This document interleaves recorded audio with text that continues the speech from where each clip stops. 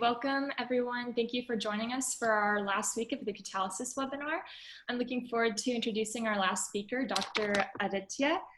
To introduce the webinar and how it's organized, my name is Lorianne Schultz, and also on here we have Brian Ferrari. We're from the American Vacuum Society at the University of Central Florida. The way the webinar will work is Dr. Aditya will give a 30 to 45 minute presentation. And then if you have questions during any point of the presentation, please go ahead and type them in the chat box or to me privately in the chat, and I'll collect those and ask them to Dr. Aditya at the end of her presentation. So as I said, I'm really looking forward to introducing our speaker. Dr. Teresa Aditya received her BS in 2010 and her master's degree in chemistry in 2012 at Calcutta University, India. She went on to pursue her PhD at the Indian Institute of Technology, where she worked under the guidance of Dr. Tarasankar Pal, studying nanoparticle catalysts and their spectroscopic applications.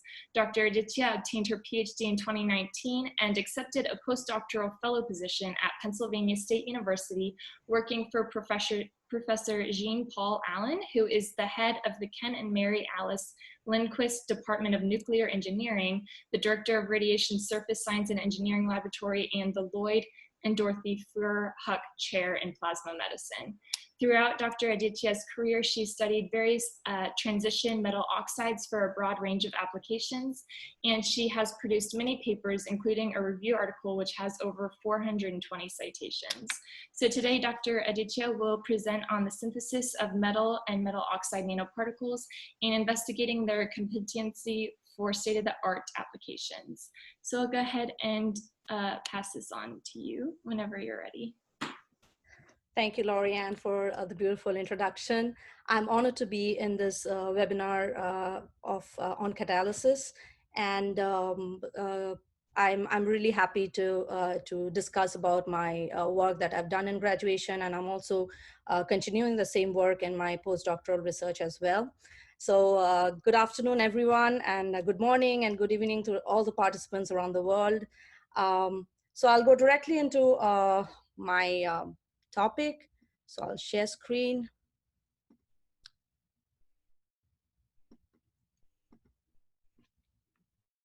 I guess my screen is visible to all?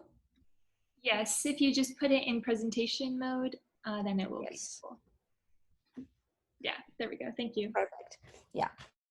So we'll go directly into the topic, as Lorianne mentioned earlier. It's the synthesis of metal and metal oxide nanoparticles and investigating their competency for state-of-the-art applications. So these are a lot of the graduation work, which I'm also continuing during my postdoctoral research in Pennsylvania State University. So a brief onto what we are heading today is understanding nanomaterial, understanding their properties, classifying nanomaterials according to their dimension and their composition, synthetic protocol, stabilization strategies to stabilize the structure of nanomaterials,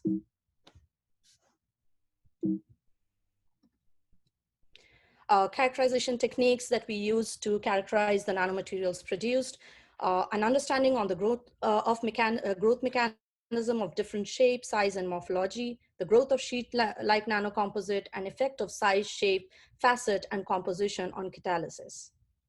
So what is nanomaterial? Nanomaterial is a substance which has a critical dimension in the range of 1 to 100 nanometer, and which has properties which are much enhanced than that of their molecular state and their bulk state. So on the right, we see a length scale of different objects which we would easily identify in order to understand nano regime. The concept of nanomaterial was first spoken out openly by the great physicist Richard Feynman in 1959 in a talk of American Chemical Society, where the lecture was titled as "There is Plenty of Room at the Bottom." The existence of nanomaterial can be dated back to the 4th century with the presence of Lycurgus cup, which is kept in the British Museum. And due to the presence of silver and gold colloidal particles in the material, we see certain optical properties where the reflected light shows the cup as green, whereas transmitted light makes it red in color. So this is the property of the silver and gold colloidal particles, nanoparticles within the cup.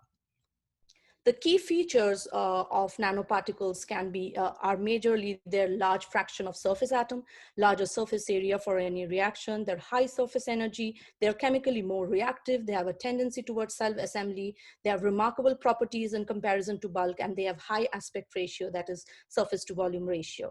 At the nanoscale level, their physical, chemical, and biological properties of the material are fundamentally and valuably different from those of the bulk of their bulk counterpart. Some of the changeable properties are their melting point, their boiling point, the band gap, the optical property, the electrical property, the magnetic property, adsorptive property, and catalytic property.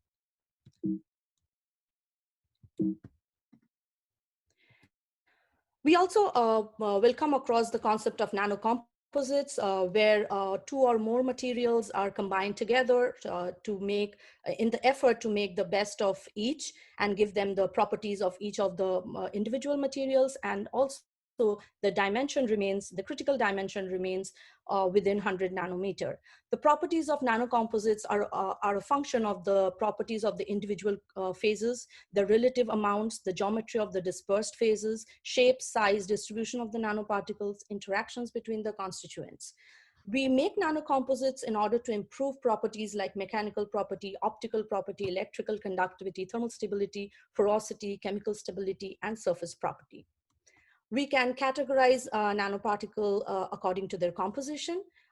We get ceramic nanoparticles such as metal oxides, metal carbides, metal carbonates, metal phosphates, carbon-based nanoparticles like carbon nanotubes, fullerenes, metal nanoparticles, pure metal nanoparticles like silver and gold, semiconductor nanoparticles like metal oxide, metal carbon, metal sulfide carbon, polymeric nanoparticles like metal and polymer, metal oxide and polymer, and lipid-based nanoparticles such as lipid with lipophilic molecules within it, and which are like surrounded with surfactants or emulsifiers.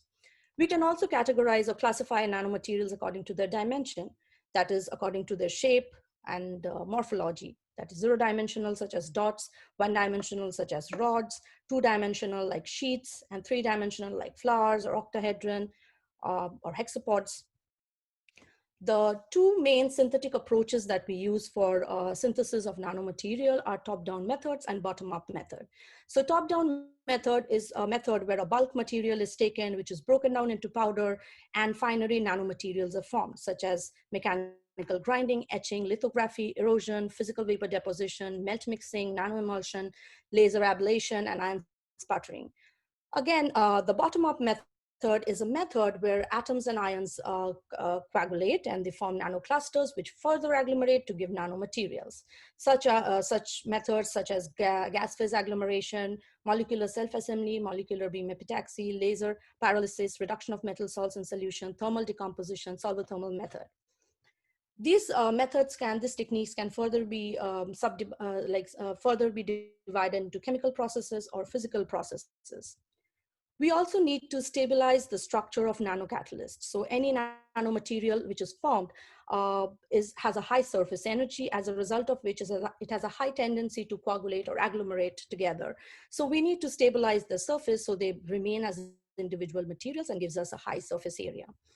So these stabilization strategies include electrostatic strategies, where we have different surface charge on the nanomaterial, del charges, which helps in separating the materials and keeping them in their respective shape. We have polymeric strategies where due to the presence of polymer on the surface of the nanomaterial, we get steric repulsion, or we use the polymer within the medium to keep the nanoparticles in their integrated structures.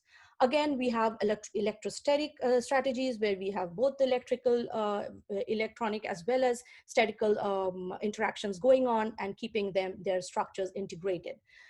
We also have solvation strategies where the solvent molecule helps in keeping the nanomaterial in their specific shape or size. So these are the different stabilization strategies we have to keep in mind while synthesizing nanomaterial, as one of the main problems of nanomaterial which people might face is the agglomeration as soon as they start forming.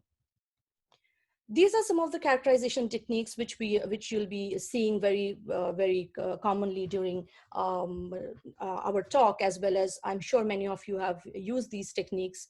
So these are X-ray diffraction, from where we get informations on composition, surface property, their crystalline nature, the crystal lattice planes, the Fourier transform infrared spectroscopy and Raman spectroscopy, which gives the molecular bonding, the X-ray photoelectron spectroscopy, which gives the chemical state, the surface property, field emission scanning electron microscopy, transmission electron microscopy, which gives the images of size, shape, and the size distribution, energy dispersive X-ray, which gives elemental distribution, thermogravimetric analysis, which gives the amount of compounds present.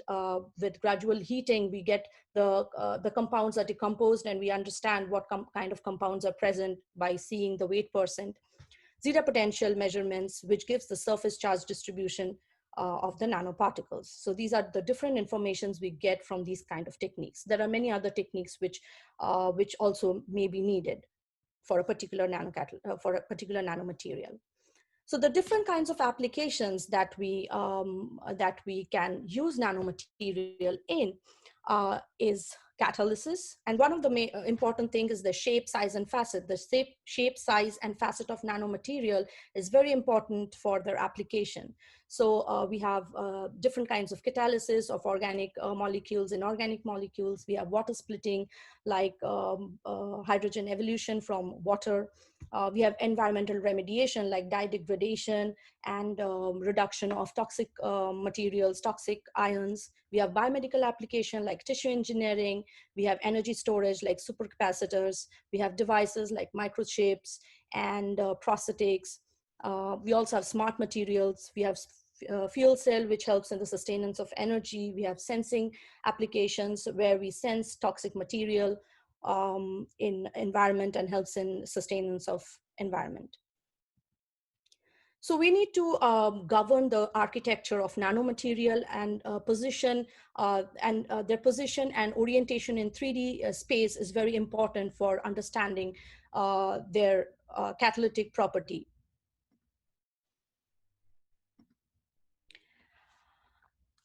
So we meticulously manipulate the methods of external variables like concentration, their pH, their temperature, their autogenic pressure, and the reaction time.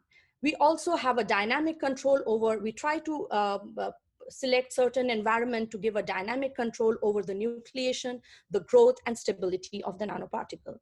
The different methods that we'll be seeing while a nanomaterial starts forming, its particular morphology is etching, oswald ripening, coalescence, oriented attachment, and splitting. So etching, we take the example of ammonium phosphomolybdate, where we see that etching with the help of silver nitrate solution, where silver acts as the active etching reagent, and it due to a difference in the chemical composition within the ammonium phosphomolybdate and the silver solution in the surrounding medium, there is the formation of nanoflowers.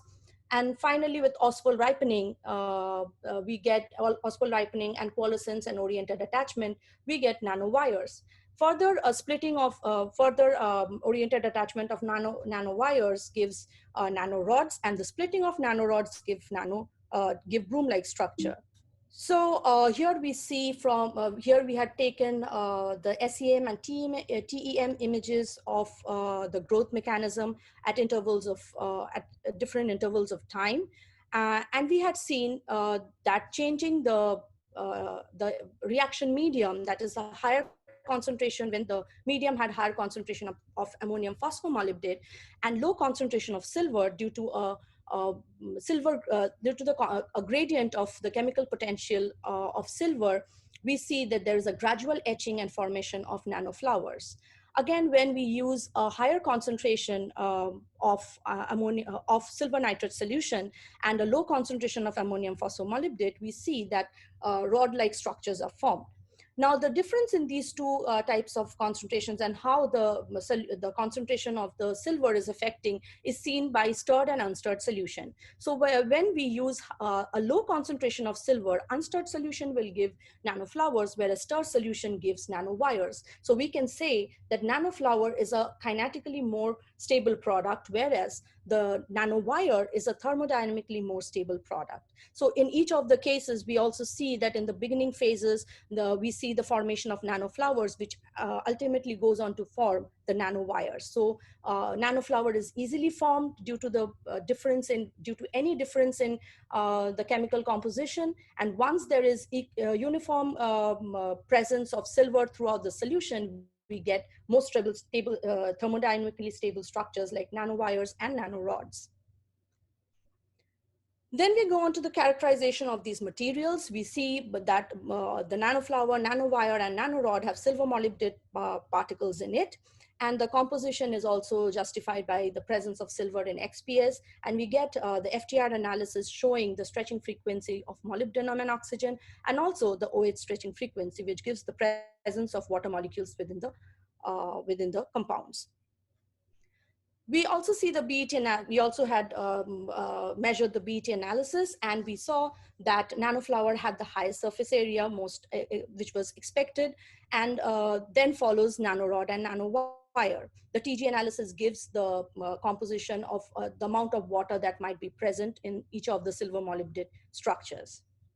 So looking at the BET analysis, we expect that nanoflower will give a better catalytic property, which is indeed the case. So we use this material, this nanocatalyst, for tetramethylbenzidine oxidation, TMB oxidation, where we use the catalyst instead of horseradish peroxidase enzyme, which is a natural enzyme, and it's very difficult to synthesize, and also it's difficult to obtain. It's scarce, as well as it is easily affected by environment like the pH, the acidity of the pH of the medium, the temperature, pressure. All these easily affect natural enzymes. So we use our catalyst, silver molybdenate catalyst, nanoflower, instead of the horseradish peroxidase enzyme. So it's a mimic, it's an enzyme mimic. And we use peroxide in pH 4.8 to give a diamine complex, which is a diamine compound, which is blue in color, and we obtain that under UV monitoring. Now we saw that we could sense, with using this colorimetric method, we could sense sulfide. So due to the reduction potential of sulfide, this oxidation was more favored than that of TMB oxidation. So this method, this colorimetric method, could be used to sense sulfide. We have indeed checked a number of ions, a number of interfering ions commonly seen in water or in other solvents. And we saw that there was not much of interfering from these anions. By checking the UV spectra of the flower, rod, and wire, we saw that the flower gave the best possible detection of sulfide, as well as for TMB oxidation. And we saw that the Km value, the Michaelis-Menten constant for HRP enzyme and our catalyst, was very close for H2O2, which shows that H2O2 is well attached to the catalyst as it would to the HRP enzyme. And also we see a value better than that of HRP enzyme in case of TMB, which proves that TMB is better absorbed on the surface of the catalyst than it would in our catalyst than it would on the HRP enzyme. So we get LOD value as low as 1.5, which we see that is pretty good with respect to costly materials like gold nanoparticles and copper nanoparticles. We have further extended this application into other water bodies, which we collected from nearby. And we saw that in each case, when we spiked them with sulfide, we got a recovery of more than 95%. So this is an example of how morphology had affected the application of TMB oxidation. Now this is another example where, again, morphology and, most importantly, the facet is going to play a huge role in determining the efficiency of the catalyst. So we see that ospal ripening, which is basically the formation which is basically a process where the salt particles dissolve in the solution and coalesces with the bigger salt particles. and forms nanoparticles. So the oswald ripening forms larger particles, which undergoes coalescence and oriented attachment, and finally forms dwarf octahedron structures, dwarf hexapod structures, and oriented attachment helps also in the formation of elongated hexapod structures. Now, in this reaction, we had taken copper acetate and ethylene glycol, as well as glucose. So the copper acetate basically undergoes hydrolysis easier in a basic medium. And whereas in case of, whereas if it goes to acidic medium, this hydrolysis becomes slower. So we see octahedron is much easily formed with respect to dwarf hexapod, which is synthesized in a neutral medium, and elongated hexapod takes even longer to form, and the yield is also very less, which is in an acidic medium. This is the FESEM, TEM, and HRTM analysis of the growth process, and we see the formation of octahedron along the X, Y, and Z axis. Also, the elongation along the X, Y, and Z axis helps in the formation of dwarf hexapod in neutral medium, and in acidic medium, there is even further elongation of the X, Y, and Z axis, giving it a elongated hexapod shape. So while comparing these three morphologies, we observed that the highest catalysis or the highest efficiency was observed from octahedron, as it will be as evident from the structure, from the size of the particle, because the octahedron has the smallest size, whereas the dwarf hexapod is slightly bigger and elongated hexapod is even bigger. Now we wanted to understand how facet is important in determining the efficiency of a catalyst in a reaction medium. So all these three structures, octahedron, hexapod, and elongated hexapod, all these three structures are 1-1-1 faceted. Now we try to compare octahedron, which is a 1-1-1 faceted structure, with a 1-0-0 faceted structure of cube. Cube has a 1-0-0 facet. So we synthesized cube, we took their XRD, which shows that 1-0-0 facet is successfully formed. We also characterized the three interesting structures, octahedron, dwarf hexapod, and elongated hexapod, and we saw that the XRD values gave the presence of not only Cu2O, but also the formation of well-defined 1-1-1 facet. We also took the surface area of the octahedron structure, which was similar to that of the cube, which is also the surface area is around 20 of the cube, and that of the octahedron is around 26, as we see here. We see that we also measured their zeta potential values, and we saw that the zeta potential value was more positive for octahedron and very less for cube. The FTR analysis gave the bonding of copper and oxygen. The XPS analysis gave that copper, proved that copper was present in the +1 state. And further, we use this for catalysis of nitrophenol reduction. So this is a summary of the two different reactions that we had taken place, that we had performed, and we wanted to check how the facet is of importance to each of the reaction. So first we need to understand how the crystal structure of cuprous oxide is. The crystal structure of cuprous oxide is a body-centered cube, and the 1-0-0 facet gives the number of carbon atom on its surface is less than the number of copper atoms on the surface of the 1-1-1 facet. So what we see here is that when 1-1-1 facet slices the BCC cube, slices the BCC crystal, the body-centered cube, we get a copper dangling bond, which renders a more positive charge on the surface of the copper, whereas the 1-0-0 facet has a lower number of positive charge on the surface of the copper. So in a nitrophenol reduction, we use sodium borohydride, which makes the solution highly negative, and there is nitrophenolate anion, which helps in the formation of more negative species, and these negative species are highly favored for reduction in presence of a 111 facet, which itself is a del positive charge.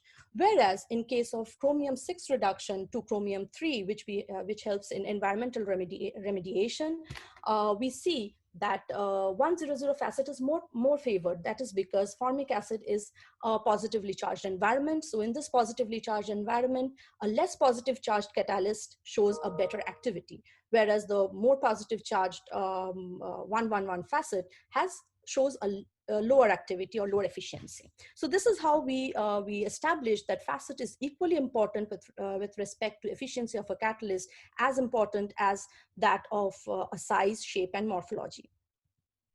Next, we go into some sheet-like structures, some sheet-like morphologies decorated with copper with metal oxides. So here we use melamine, which helps in the formation of graphitic carbonhydride with condensation, polymerization under heat treatment at 550 degrees Celsius, and we use copper sulfate in the mixture in order for it to undergo decomposition to cupric oxide, and finally a partial reduction due to the presence of ammonia helps in the formation of cuprous oxide.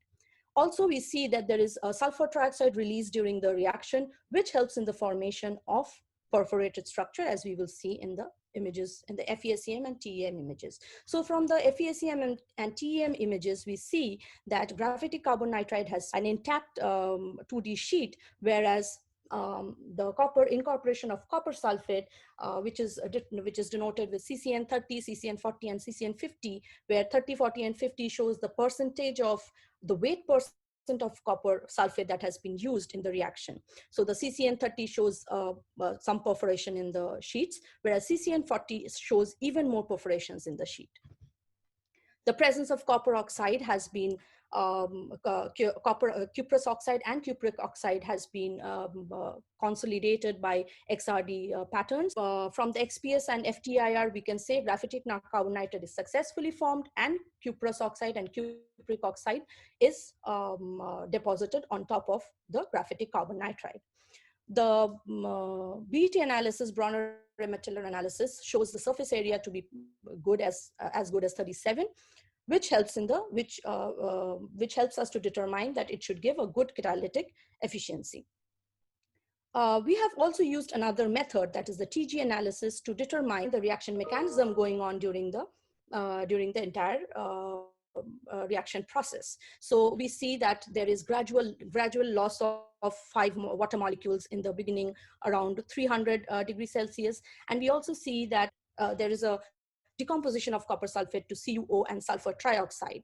Here we have not been able to see the reduction of copper oxide to cupric oxide to cuprous oxide. That is because since the TGA is performed in an open vessel, so it is not possible to trap the ammonia, which helps in the reduction. So we only see the reaction till the decomposition of copper sulfate to cupric oxide.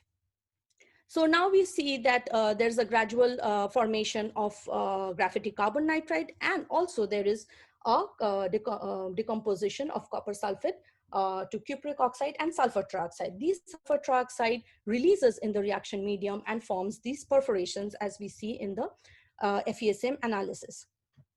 And the presence of ammonia in the reaction medium helps in the formation of sheets. So graphitic carbon nitride, when it is formed, the ammonia which is released from melamine helps in hydrogen bonding and helps in the formation of hydrogen bonding, which further facilitates the formation of 2D sheets.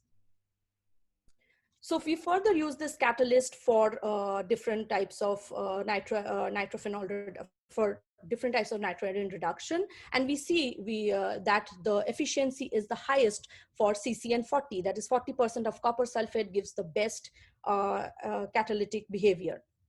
So we can say that composition is equally important for any catalyst, for the preparation of a catalyst. So it is not only that we mix the substrates in any way we want to. It's a definite composition which helps in the synthesis of the best catalyst and forming the best architecture of a catalyst. So here we see that 40% acts as the best catalyst, and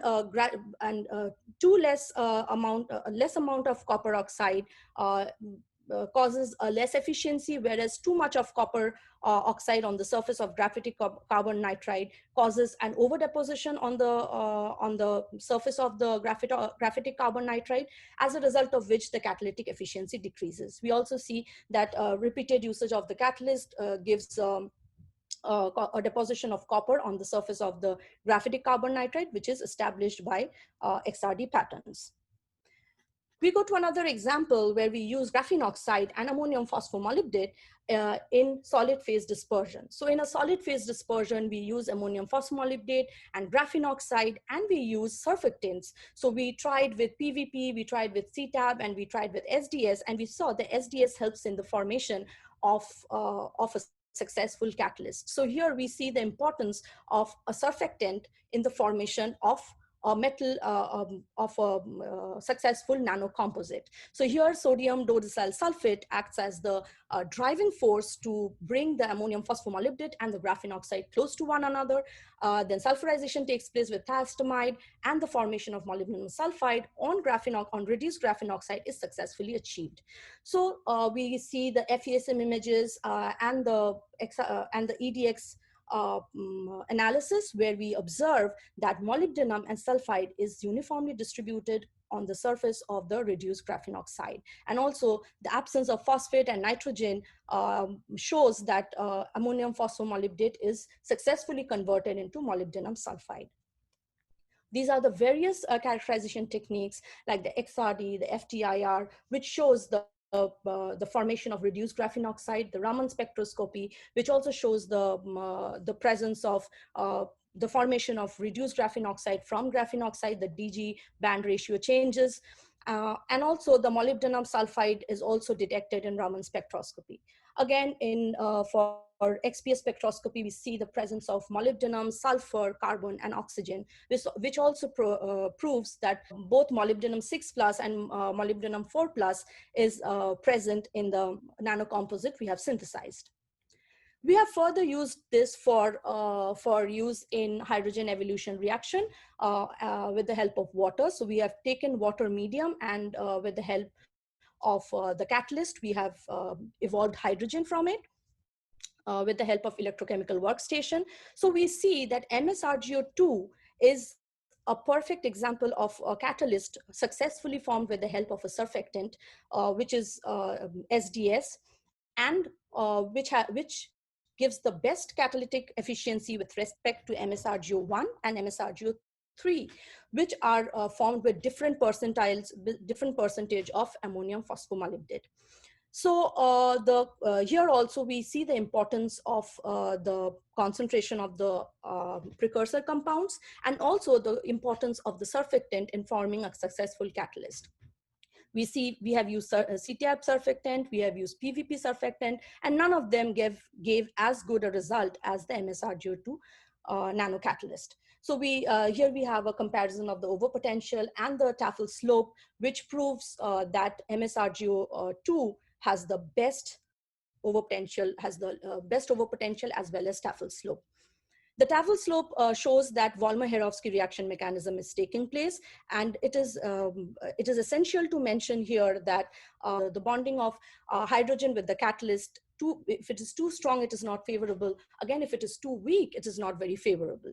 So we need to have a catalyst which is perfect for facilitating the absorption of hydrogen, as well as for the release of hydrogen molecules. So we need to keep that in mind and synthesize the nanomaterial, nanocatalyst.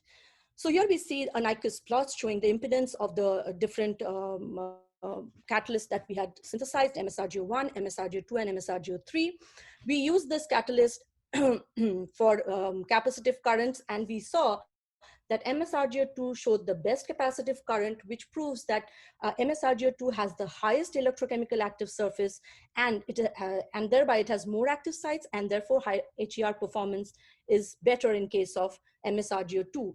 It provides a greater surface area for the hydrogen evolution reaction mechanism. Again, we have used this MSRGO2 for chronoamperimetric test for 10 hours. And we saw that there has been a decrease in their activity and the overpotential, and there's a change in the overpotential, as well as in the Nyquist plot, we see there is a change in their impedance value as well. The low RCT, this is the equivalent circuit diagram, which is corresponding to the experimental data. And we observed a low charge transfer resistance, which proves that an enhanced contact of the molybdenum sulfide and graphene has been achieved successfully. So the molybdenum sulfide is very nicely decorated on graphene oxide, on the reduced graphene oxides, and the contact is favorable enough for facilitating this kind of reaction. We go to another, this is another example of how the reaction medium helps in the formation of nanocatalyst. So here we see how UV light and modified hydrothermal, MHT is modified hydrothermal and UV is ultraviolet radiation. So we use these two light source, and we observe that we get different kinds of structures, which is very interesting, that changing the light source and changing the irradiation time helps in the formation of different structures. Here we have used the two medium, that is ethanol and ethanol benzophenone, and we took graphene oxide dispersion and palladium chloride solution. We irradiated with UV light and modified hydrothermal in presence of ethanol, and we saw that we got triangular structures and twinned triangular structures. So we got like pentagon structure, hexagon structures, as well as we got triangular structures. These pentagon and hexagon could be, if we see very carefully, it could be an agglomeration of the triangular structures. Again, we see ethanol and benzophenone, and in presence of UV light, it shows a very interesting nanodendritic structure. Whereas in case of modified hydrothermal, it shows cubic and rectangular structure. So in case of UV irradiation in presence of ethanol and benzophenone, we tried to explain that how the formation of the nanodendritic structure must have taken place within the reaction medium on the graphene oxide sheet. So what we observe is that the initial formation of a nucleus of palladium, which probably has absorption of benzophenone on top of it, which particularly happens in the presence of UV light, as benzophenone is a UV initiator, is initiated under UV light. So it helps in the adsorption of benzophenone on the surface of nucleation of palladium, and then gradually the palladium nucleus starts growing in between the benzophenone molecules. So this is how they successfully form nanodendritic structure. So this is something we study at different intervals and under TEM, and we observed that this was the gradual formation of nanodendritic structure. Now we took only the example of the palladium under UV light with ethanol and benzophenone, and we observed that the nanodendritic structure shows the best catalytic activity. Now we tried to characterize these materials, showing that graphene oxide is reduced to reduce graphene oxide, both in presence of ethanol as well as in presence of ethanol and benzophenone in all the cases. And also we took the FTIR analysis, which shows the presence of graphene oxide. We took the EDX analysis, and we saw the presence of palladium. We have taken the XPS, which also shows the presence of palladium. We did the BET analysis, which shows a good amount of surface area, which is very evident from the kind of structure that we obtained of the nanodendritic palladium. We further use this for coupling reaction, which is very commonly used in different pharmaceutical companies. So we used all these different kinds of palladium structures that we obtained, and we saw that morphology is a thing which impacted the efficiency highly. And here we saw the nanodendritic structure gave the best catalytic activity with respect to all the other kind of structures we obtained. We used different types of boron, we used different types of aryl halides, and we also used boronic acid in order to accomplish these coupling reactions in presence of palladium reduced graphene oxide catalyst, and in presence of K2CO3 basic medium, at 60 degrees Celsius. And each of this reaction was done in 2 hours and in 1:1 ratio of ethanol water. So here also we observe that palladium nanodendrites have the best activity. So a gist of the entire talk, or something to take away, is while synthesizing nanomaterial, we have to be very careful and very meticulous about the structure and the nanostructure, about the surface chemistry, about the surface of the nanomaterial, about their facets, about their size. So these are the very important aspects that we need to understand, and we need to meticulously control. And the better we control these patterns, these nanopatterns and nanostructure, the more efficient we'll be in synthesizing a successful catalyst. These are some of my publication list, based on which I have described all my work. And this is the two platforms which I have got in my research work. The one is the Indian Institute of Technology, Kharagpur, and MHRD, New Delhi, India, where I have carried on most of these research work. And this I'm further carrying on in Penn State College of Engineering. I'm carrying out all these work which I had started in graduation. And I'm carrying forward these kind of research in my postdoctoral studies. Thank you for your excellent talk. I have several questions for you. Yeah, sure. Firstly, could you please explain how you determine the band gap of a nanoparticle using UV-vis spectroscopy in liquid form? Well, there are some very commonly known band gaps that we have. But with UV spectroscopy, I personally have not measured any of the band gaps, but there are some known band gaps of some known materials that people use for photocatalysis. But many of my work is not on photocatalysis, so I have not measured the band gap in many of the cases. But it is possible to measure band gap with the help of solid phase UV or liquid phase UV, and there are also some reports of them. There is calculations for getting those band gap values. Thank you. For making materials, what are the driving forces that control the facet of formation of these materials? Yeah, so facet is mainly, we have to see that what is the facet we are looking for, and what is the charge which is predominant in that facet. If it is a more positive charge, then we would want to take any kind of compound which helps in the formation of that facet. There are some specific compounds that we can use to improve a certain facet or stop the growth of a certain facet. There has been a lot of study and a lot of review on these on this topic, where we control the facet using different what I have used is the usage of pH. For my work, I have used a difference in pH in order to establish a 1-1-1 facet. So basically I induced facet with the help of pH, but there is also different other methods, like using different compounds which are specific for certain facets, or which is specific for a certain del charge present on the surface of that facet. Awesome, thank you. Good question. Thank you. Thank you. When using XPS to characterize nanoparticles that are supported on other nanoparticles with a size— I'm sorry, I couldn't get the question. Oh, I'm sorry. When using XPS to characterize nanoparticles, which are supported and are a size that's below 10 nanometers, we have information of the support surface. Do you have any recommendations to carefully interpret those data, in which you also have support in your XPS? That is something you would have to see in SEM and TEM. So in TEM, if you see that there are different particles, like, you see that there are spherical particles, or there are other particles on top of something, then you can say that there's a support surface, and on top of that, you're having some deposition.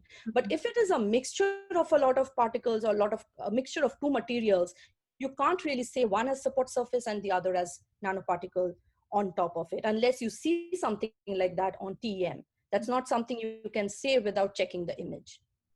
Makes sense. Thank you. Yeah. In photocatalysis, if we use a visible light source with different luminescence value, does it affect the reaction? Yes, very much. It will definitely affect the reaction. Like I have used in my work 100-watt lamps. There are 200-watt lamps, which gives a totally different structure or totally different material. So yeah, it does definitely affect specifically the structure or the reaction mechanism. It definitely will affect. Awesome. And then in photocatalysis, how do you know what sort of energy, that light, you need to use to activate your catalyst? Yeah, so that is something in case of photocatalysis. So a lot of question on photocatalysis. Yeah. So yeah, so photocatalysis is not something that I have worked here, but I can definitely say because I have worked on some side projects, on some secondary projects on photocatalysis. So yes, you have to have a lot of literature study, which is the main and the only thing I feel, apart from trial and error. But yeah, literature study mostly gives the kind of, like, supposing you're making a copper oxide or you're making a molybdenum oxide, so it will mostly give a roundabout value as to where it will work best. Awesome, thank you. How do we determine that a nanoparticle has a 111 or a 100 facet? Okay, so this is also something which is highly dependent on literature. So it is something where I think a lot of DFT calculations and all those things, which are a lot to do with theoretical and computational, goes about to give the final result that 111 facet, this is the 111 facet, or this kind of structure means it's a 111 facet. And also saying that, and for us, what we can do is that we can check the surface potential, which sort of gives us a rough idea what surface it could be. If we see that it is more positive, we can say that probably it's a 111 facet, because according to literature, 111 facet will have a more positive charge, or this bond or this atom on the surface, as a result of which it will have a more positive charge. For in case of my work, the copper oxide, since the 111 facet will have a copper dangling bond, it is supposed to give a more positive charge. So seeing the literature value as well as checking it with zeta potential values, I saw that yes, the octahedron had indeed a more positive charge with respect to cube, which is in literature known to be a 100 value. Also another method, yes, that could be used is XRD, but I wouldn't say always 100% XRD gives that plane, but often even through XRD you can say, you see that 100 plane gives a sharper intensity than that of 111 plane, then you understand it's a 100 facet. But still I would suggest more of literature survey, more of DFT calculations, computational, and also to check the zeta potential values and literature. Yeah. Awesome, thank you. One last question. How do you determine the adsorption affinity of different materials onto a nanoparticle surface? Okay, so adsorption is majorly what we take as electrostatic mostly, and it is not something which is like a chemical reaction going on. It's like a physical adsorption. So usually what we check is the surface energy, this higher surface area. So the one which has a higher surface area, the one which is smaller in size, giving a greater surface area, will always have a better adsorption. Again, if there is a positive charge on the catalyst surface, it will try to attract a negative charge, or if it is in a positive environment, it will attract less positive molecules onto it. So these are the ways we can try to understand how which substrates are getting more easily absorbed on the surface of the catalyst and facilitating the reaction. Awesome, thank you.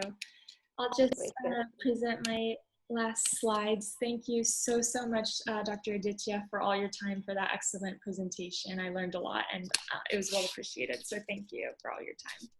Thank you so much, everyone. Thank you for attending the seminar, and I really feel honored to be a part of this team. Thank you.